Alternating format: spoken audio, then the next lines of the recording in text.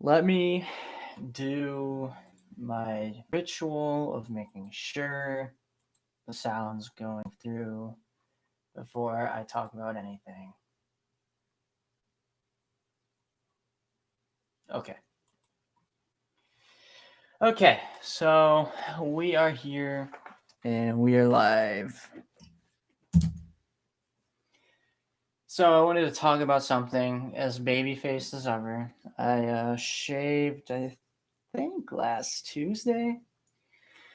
Okay, so I'm going to talk about why the alt-right, the new right, the current right-wing regimes in place in the United States of America, and I guess by virtue every other place in the world that's more, or any other person in the world that's more closely related to like a conservative in America, is now the new moralist party within the culture war. So I brushed up on this in the past, and dimwits that think they know it all kind of just go on and going about their business here on YouTube and think they know everything about anything, um, and make these grandstanding statements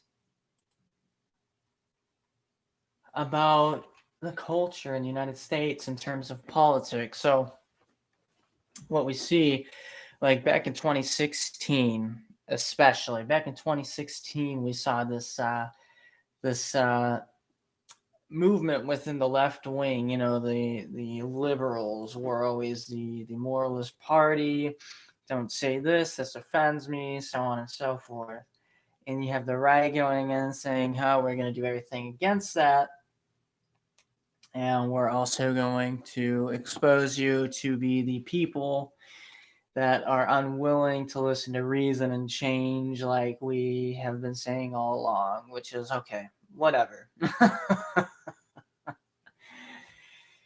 So they did it. They won over the entire population of the United States for the most part by saying, look, we are just these underdogs getting slammed by this liberal machine.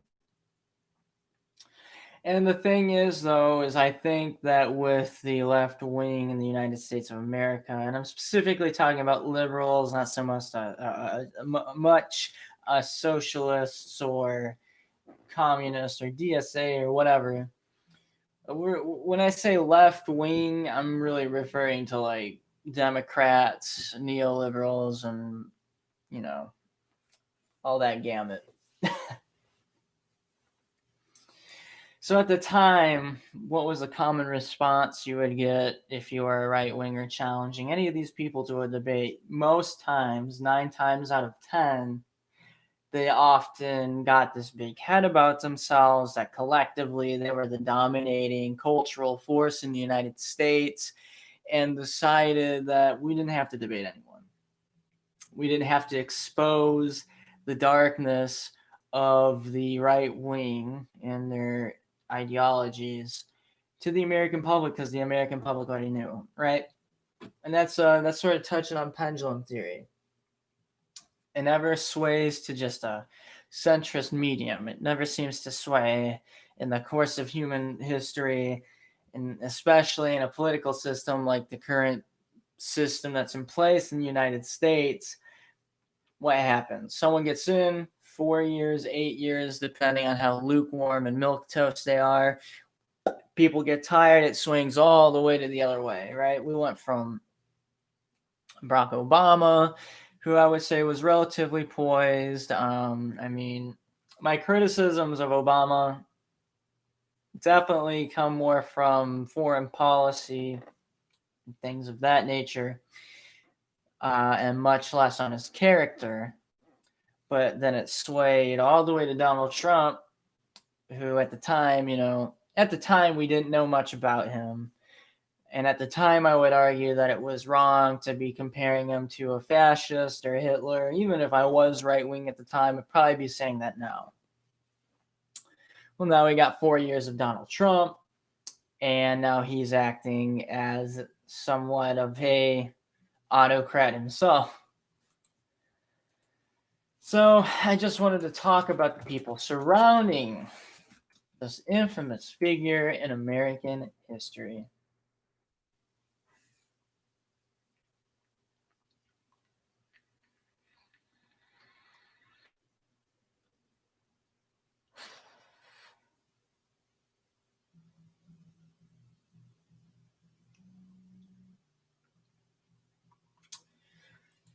So I'm just looking at a few select.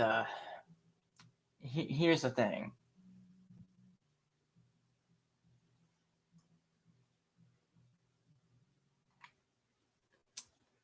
These people, like we're told about a week before the whole George Floyd incident, we're no longer debating the left. They're just awful to us and they're hateful.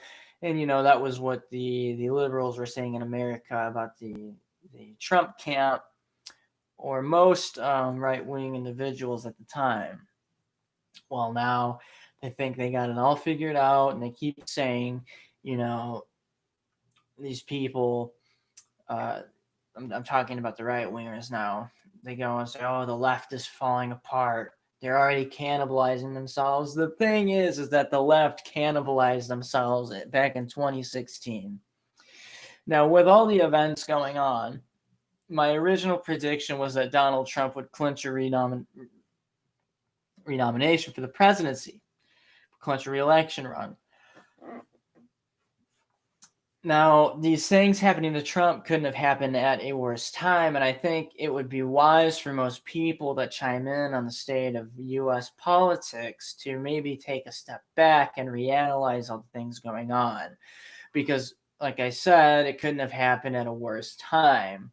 You have the horrible response to the coronavirus epidemic, and now, or pandemic rather, and now I think this country's number one in active cases, and I think might be number one in death toll as well.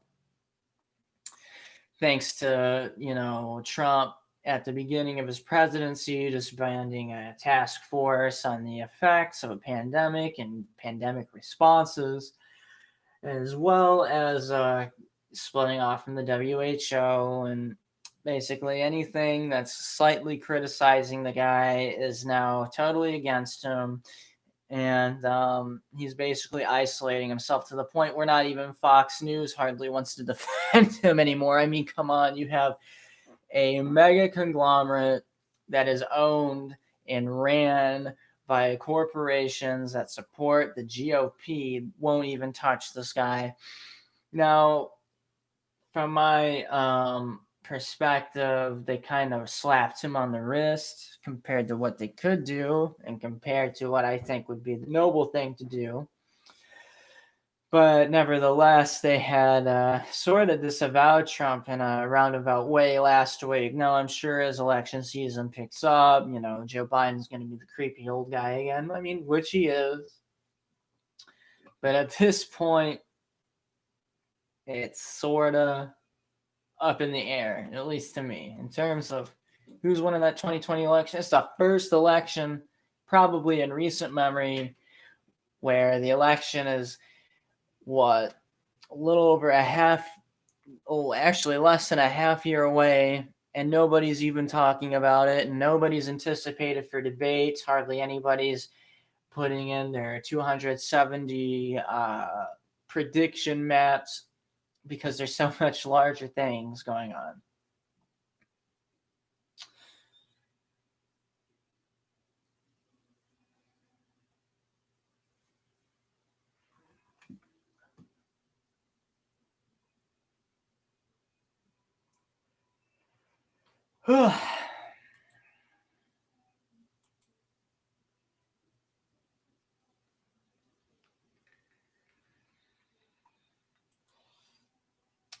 And it just seems like these people have become overly comfortable in a position that being ripped right from under them.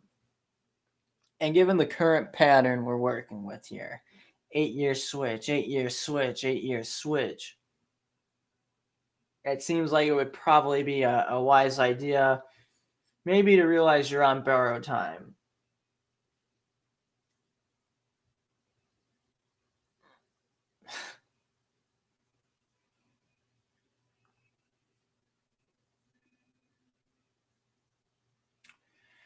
I think I'm going to switch gears. I thought I was going to be a little more passionate about talking about this, but I'm just not really feeling it right now. So another thing came up today, more centered around, you know, all the talking points in recent events surrounding the George Floyd murder. And it's talking about the police, right? Now, a lot of people have posed a lot of things. There are people abolishing police departments in the nation. There's people calling for defunding of the police, and I think maybe that's a justified action. But a large focus, and it's a misplaced focus, is stricter training on the police. I don't think the physical training is bad for the police, right? I think that's pretty standard, and I think they ought to probably keep up on it throughout their career. Now, it doesn't matter how advanced training you have, and I also would agree with better psychological courses and more emphasis on de-escalating situations than maybe what we currently have. But none of that's going to amount to anything,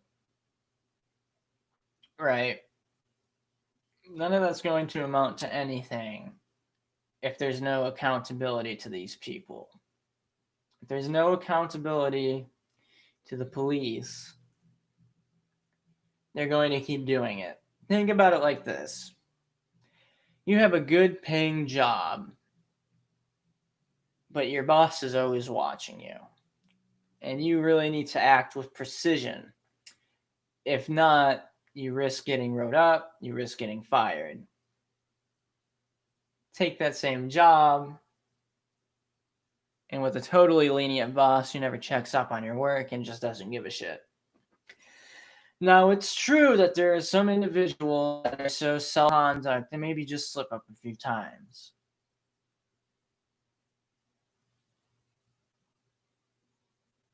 I lost connection there for a second. It might be something to do with the thunderstorm out there. But for the most part, there's been studies into this on a psychological level. I think it was, the Yale or the Princeton study, where they gave average Joes a position of power, and they pretended to be prison guards. And what did these people do? They twisted around and started abusing their power left and right with no repercussions. They had to stop the experiment because it got so violent. Get down. Oh my goodness.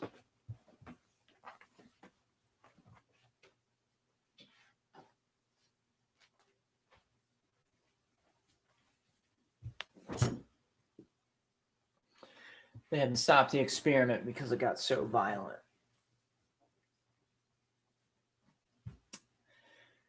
And I think that's a good indicator of the police force, because, when you join the military, you typically have a system where it's a lot more strict than civilian law. Every firefight, a report needs to be made. And it's thoroughly inspected. If you mess up, not only do you get prosecuted, but you get court-martialed, which is an entirely different legal system. And not only do you go to prison, but you go to military prison.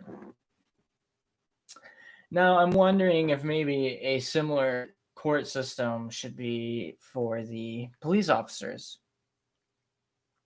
And maybe it's a federal thing, or maybe at this point, since we're not really big on the whole federal thing and everybody's still tooting about states' rights, at least there could be some state circuits that would enforce these types of policies.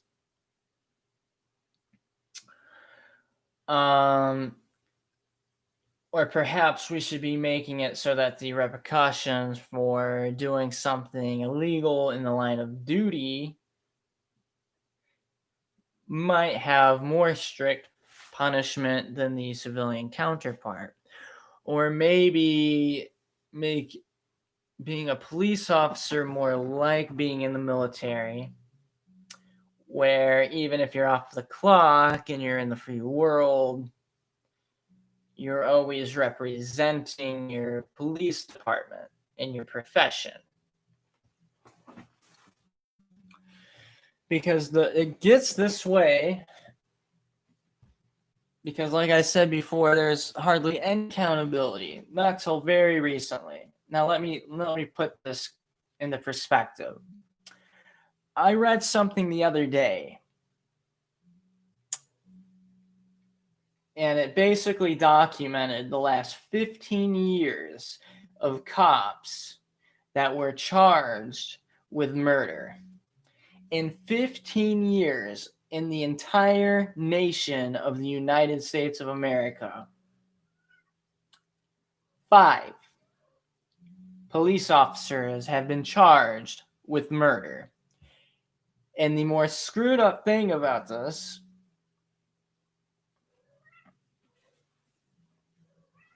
cats are just wiling out. That number didn't start until 2016. You had 2 in 2016 convicted, you had 2 in 2018 convicted, and I think either 1 last year or this year convicted. So in the entire United States of America, in the past 15 years, 5 officers have been convicted of murder. And that hasn't even been until the last 4 or 5 years. Now, let's do some quick Google foo real quick and just look up out of sheer curiosity. How many cops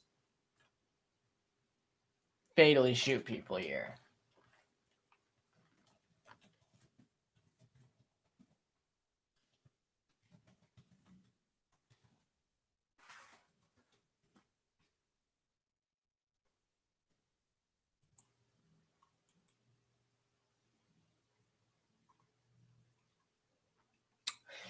So get this. In the past year,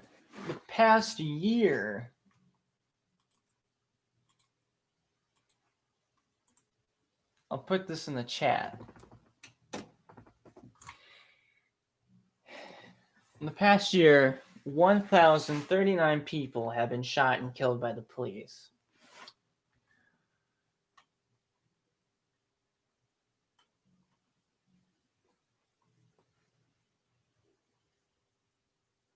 In 2020 so far, there have been 465 fatal shootings by the police.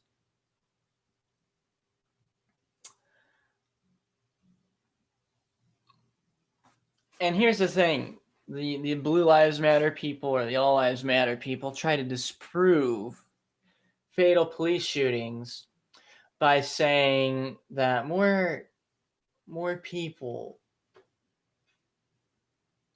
people are killed by police. This is very simple. This is a very basic lack of understanding of how statistics work. So whites are the majority ethnic group or racial group in the entire United States of America. So naturally, most violent crime is going to occur to the group that comprises, the majority of the population of the country. So, no shit. But then we look at rates of murder.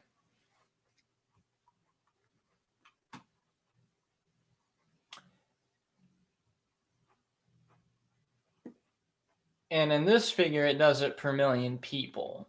Okay? So it says here, Black Americans are killed at a much higher rate than white Americans. Although half of the people shot and killed by the police are white, Black Americans are shot at a disproportionate rate. They account for less than 13% of the U.S. population, but are killed by police at more than twice the rate of white Americans. Hispanic Americans are also killed by police at a disproportionate rate. So let's see. If you're white per million people, now mind you, 42 million people in the United States of America are black. 197 million are white. Okay? So your chances as a white person, or if you have a million white people, rather, 13 of them are going to be killed fatally or fatally shot by a police officer or killed by a police officer. If you're Hispanic, you have 23, my bad. If you have a million Hispanic people, 23 will be killed. So while you look at the figures and you say, oh, 2,468 white people killed by police compared to 900 Hispanics, it's almost double, right? 1 million Hispanics, 23. Double 13, that's 26. So you're 3 away.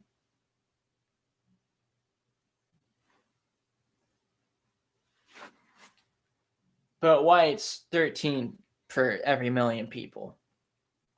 Now let's go to black. 42 million in population. Per million, 31 will be fatally ended by the police. So you have 13 per million white people, but 31 per million black people getting killed by the police. And if you want the figures, I don't know what other means. I'm assuming that means a multitude of different percentages of different ethnic groups. 219 of them were killed. That's 4 per every million people.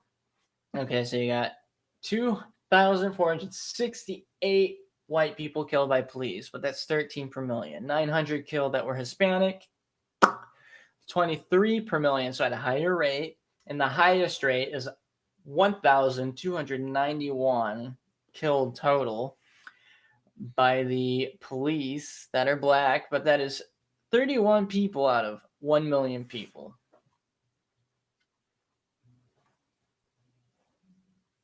It's got a map here.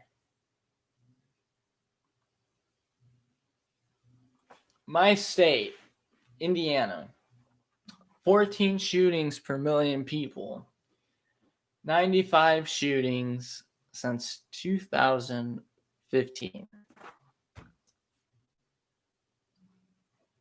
Which is,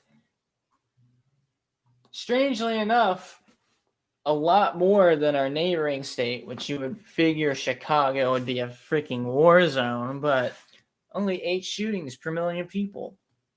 But there have been more in numbers that have died. Texas looks a little gung-ho. So it looks like California is the leading state.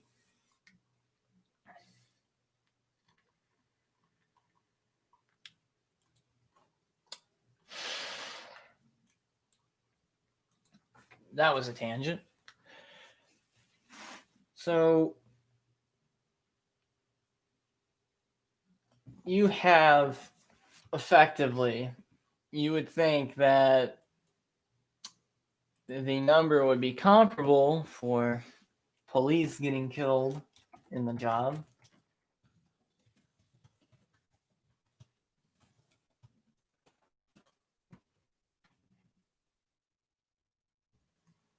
And it seems like I can never find a number. Okay, so let's look at this. FBI statistics, since we're not all the way through 2020, right? I'll just start with 2020 or 2019. So in 2019, 1,003 civilians were killed by law enforcement officers. You would figure there'd be a pretty comparable number, right? For police officers being killed. Okay. 89 law enforcement officers were killed in the line of duty incidents in 2019. But wait, there's more. And this is from FBI the official site of the Federal Bureau of Investigations. 48 officers died as felonious acts. 41 officers died in accidents. So if you want to get technical, 48 of these officers died in a non-accidental way or a violent way or whatnot. I'll go ahead and link this article to the chat as well.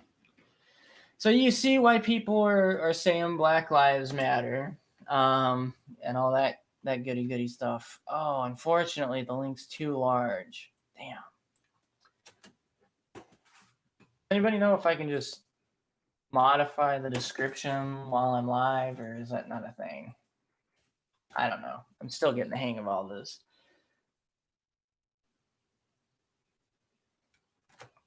So there's some basic statistics. But yeah, let's just focus on the majority population dying of the police more. I mean, any police killing, any wrongful police killing is obviously a bad thing. But to try to use that to justify why we shouldn't be focusing on a group that seems to be getting awfully detained at higher rates and getting killed by the police at higher rates and seems to be facing crime at much higher rates. This gosh darn cat. It seems a little fishy. You know? And the fact that we only have 89 officers died in 2019 compared to the 1,003 civilians dying at the hands of police officers. So, like I said, this isn't going to mean much without any accountability. What did we see at the protests? We saw them unloading bricks. We saw them covering their badge numbers up. Excuse me. On record, we see people shutting off cell phone videos, turning off body cams. Someone's encouraging this behavior.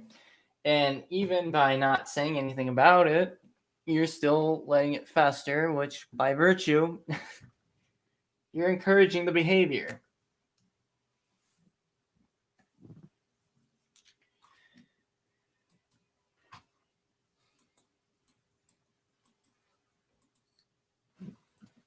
So I think possibly it's a good idea to maybe have a separate court system for law enforcement officers. I'm all for the additional training.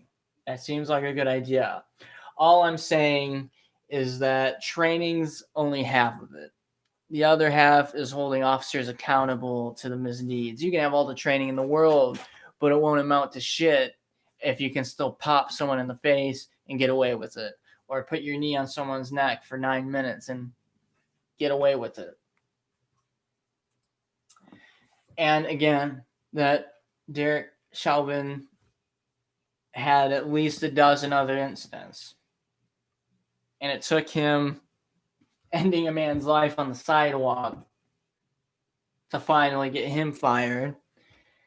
And I guess on the bright side, he did kind of single-handedly shut down the Minneapolis Police Department. Because don't forget, that was the same police department that was responsible for Philando Castile's wrongful murder.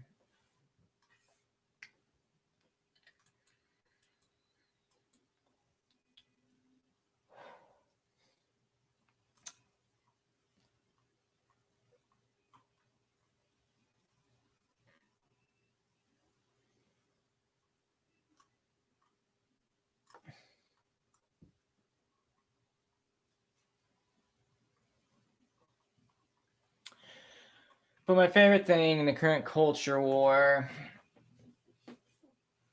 is seeing the alt-right collective eat itself alive. You know, the left won't make it. The left won't make it. The left always comes back with a vengeance, so hopefully someday we'll actually see the left and not watered down, milked out liberal. But I'm hoping maybe by the time my generation gets into its 30s and 40s, maybe we will see that change. Maybe another Bernie Sanders takes the helm. Maybe someone more extreme than Bernie Sanders. Who knows?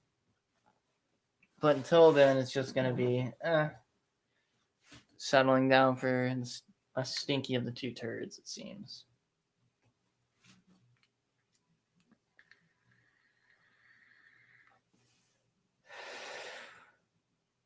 Well, I'm a little tired. I probably should have just done this tomorrow. But I'll see you guys next time. Until next time. Bye.